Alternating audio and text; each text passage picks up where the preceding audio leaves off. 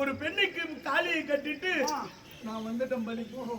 அந்த பெண்ணோட நிலைமை என்ன ஆச்சும் ஏதாச்சும் அப்படி என்று நான் கொடுத்த வாக்குதான் முக்கியம். அப்படி என்று இந்த காளிகா தேவிக்கு பலிக்காக வந்து அமர்ந்தேன். பலி என்றால் என்னுடைய தசைகளை நானே அறுத்து என்னுடைய தாயாரா இருக்கும்படியான நாகக்கண்ணி அந்த நெய்கொப்பரையை பிடிக்கவும் என்னுடைய தசைகளை எல்லாம் நான் ஒவ்வொன்றா அறுத்து அறுத்து அந்த நெய்கொப்பரையை காளிகா தேவியுடைய அருகாமையில் இருக்கக்கூடிய நெய்கொப்பரையை போடும்படியாக எனக்கு வந்த பலியானது ஏன் வந்தது? இது எனக்கு யார் அளித்த சாபம்? ஐயா மன்னாரா மகிழவர்த்தனன்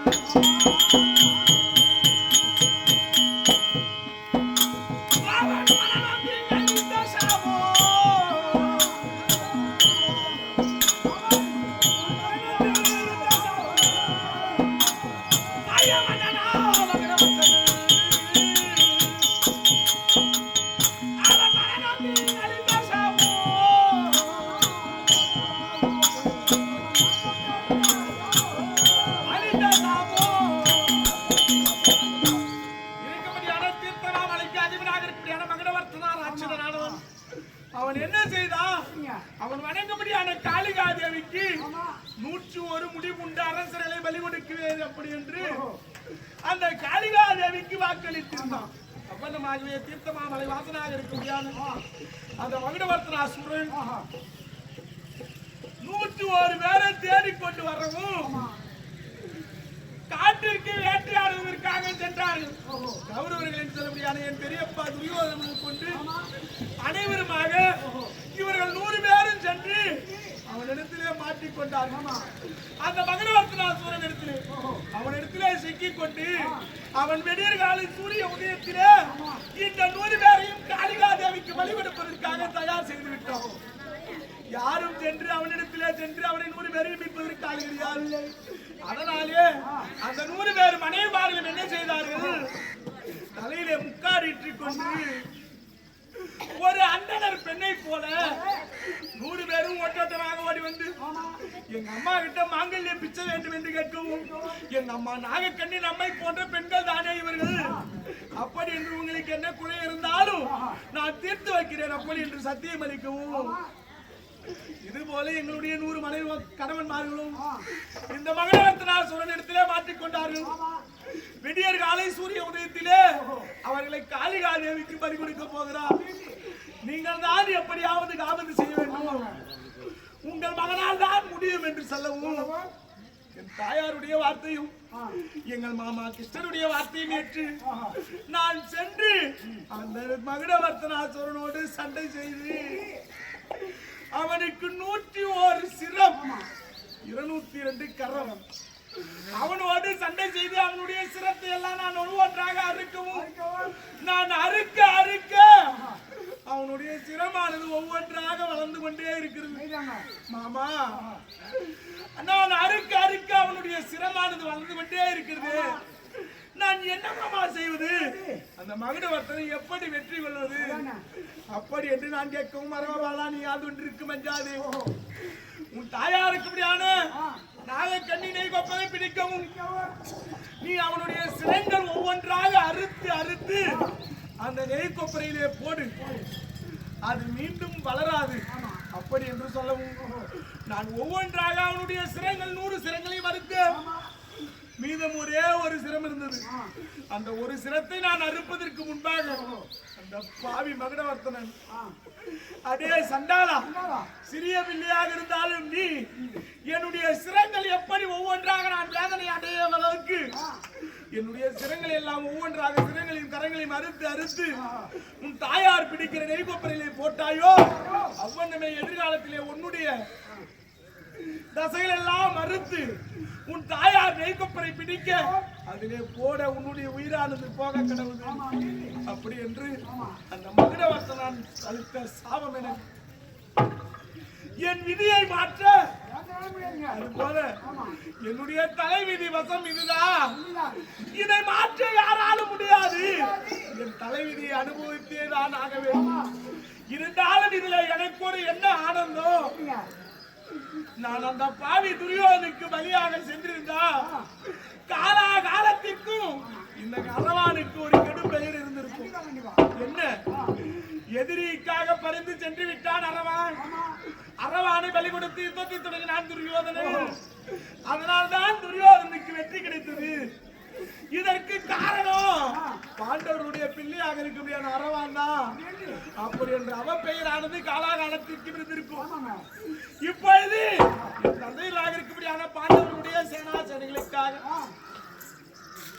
அவர்கள் யுத்தத்தில் வெற்றி பெற வேண்டும் என்பதற்காக நான் இந்த குருச்சேத்திரத்தில் இருக்கக்கூடியான காளிகா தேவிக்கு பலிக்கு சம்மதித்து பலிக்கு வந்து என்னுடைய தசைகள் எல்லாம் அறுக்கும்படியாக என்னுடைய தந்தையார் அர்ஜுனனிடத்திலே சொல்லவும் அவர் வாளை எடுத்து மயங்கி கீழே விழவும் யாதொன்றுக்கு மஞ்ச வேண்டாம். என் தசைகள் எல்லாம் நானே அறுத்து அறுத்து நெய் கொப்பரையிலே விடுகிறேன். இந்த காளிகா தேவி என்னை ஏற்றுக்கொள்ளட்டும். அப்படி என்று என்னுடைய தசைகள் எல்லாம் ஒவ்வொன்றாக அறுத்து அறுத்து அறுத்து நெய் கொப்பரையிலே விடுத்து என்னுடைய தசைகள் எல்லாம் இல்லாமல் என்னுடைய இமையிலே மட்டும் உயிரானது இருந்து கொண்டு இந்த குருச்சேத்திரத்திலே நடக்கும்படியான யுத்தத்தை காண வேண்டும் என்று நான் கேட்டதனால் என்னுடைய உடலிலே என்னுடைய சிரசிலே உயிர் மட்டும் இருக்கிறது. அதனால உடலிலே சத்தாச்சாரம் இல்லாமல் சதைகள் எல்லாம் அறுத்து இந்த குருச்சேத்திரத்திலே இந்த காளிகா தேவி இடத்திலே அம்மா காளிகா தேவி நீயே துணை என்று காளிகா தேவிக்கு பலியாக அமர்ந்து பாண்டவர்கள் வெற்றி பெற வேண்டும், அவர்கள் வெற்றியை காண வேண்டும் அப்படி என்ற ஆவலோடு நான் அமர்ந்திருக்கிறேன். யார் வருகிறார்? அப்பா இதோ இருக்க முடியாத மகன் அரவபாலனுக்கு இப்படிப்பட்ட கதி ஆனது வந்து விட்டது. எப்படி நீங்கள் என் மனம் நொந்து வாட வேண்டாம். அப்பா நீங்கள் பார்த்த பேரே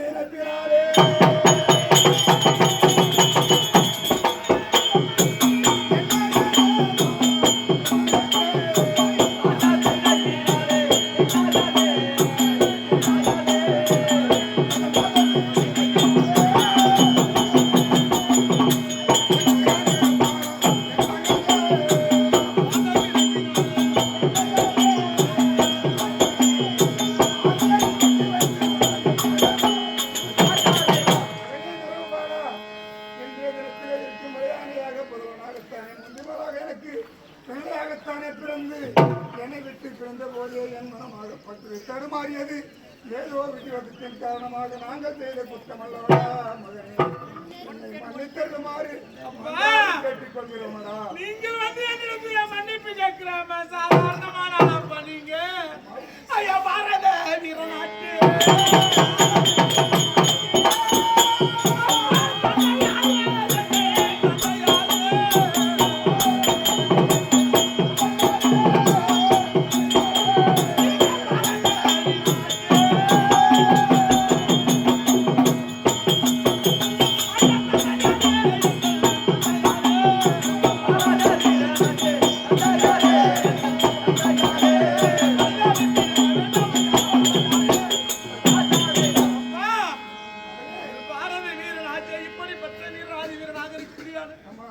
நீங்கள் வந்து என்னிடத்திலே மன்னிப்பு கேட்பதா? அப்பா இப்படிப்பட்ட பாக்கியமானது எனக்கு கிடைத்ததே பெரும் பாக்கியமாக நான் கருதுகிறேன். இப்படி உங்களுக்கு மகனாக பிறந்தது நான் பெரும் பாக்கியம். அதிலேயும் இப்படி பலியாக இருந்து நீங்கள் வெற்றி பெறுவதற்கு நான் ஒரு காரணம் என்று சொல்லும் அளவிற்கு எனக்கு ஒரு வாய்ப்பானது கிடைத்தது. அதை எண்ணி நான் மகிழ்ச்சி அடைகிறேன். தந்தையே நீங்கள் மனம் வருந்த வேண்டாம். அம்மா நீங்கள் மன மகிழ்ச்சியோடு என்ன கேட்கிறேன்? என் பாலகன் சொல்லக்கூடிய நரபாலன் அவனமானது பாகியும் காடி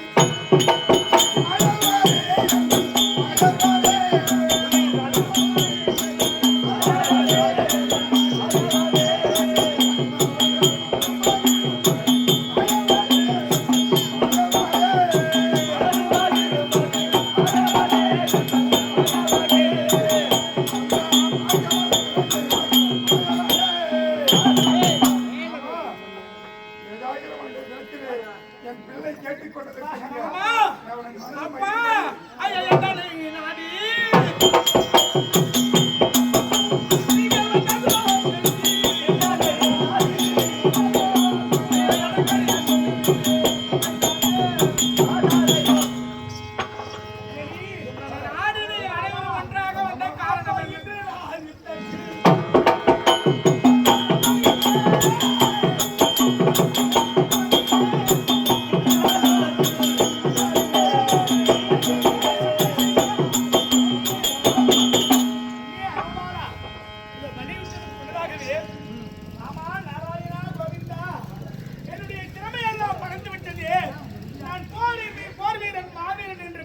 எப்படி மாமா தெரிவது?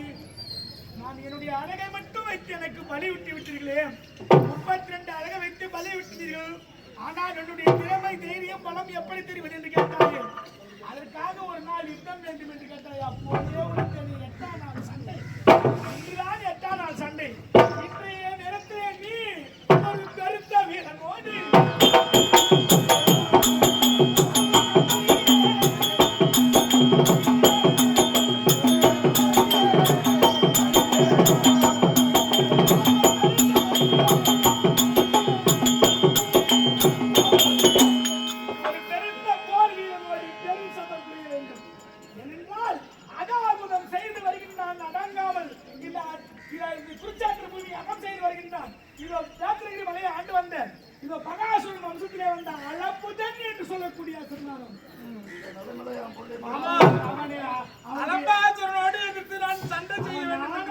அடைக்க வேண்டுமானால் உன்னால் ஐயா சத்தாச்சாரம் இல்லையா?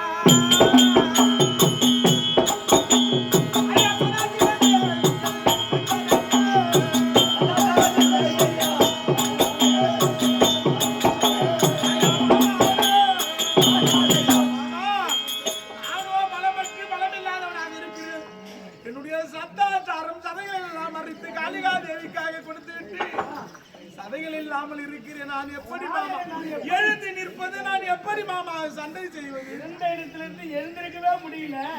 நான் எப்படி மாமா அப்பேற்பட்ட மாவீரனை எழுந்து சண்டை பெருமை சேர்க்கிறேன். கண்ணி 60 உனக்கான சக்காச்சாரம் கிடைக்க வேண்டும் என்றால், பலம் கிடைக்க வேண்டும் என்றால், உன்னுடைய பாட்டனாவக்கூடிய ஆதிசேஷன் இருக்கின்றார். அந்த ஆதிசேஷனை அழைக்கின்றேன்.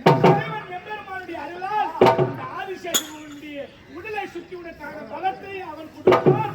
ஆதிசேஷனுக்கு எவ்வளவு பலமோ அந்த பலம் உனக்கு கிடைக்கும். சாதாரணமாக அப்படியே ஆதிசேஷனுக்கு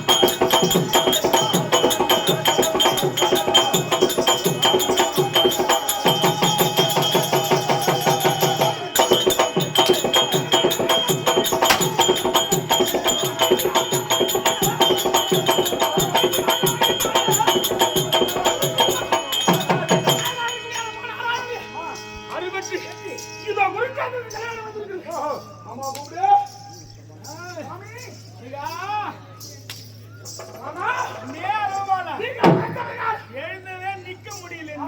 ஆதிசேஷனுடைய முழு பலத்தையும் கொடுத்துக்கிறான்.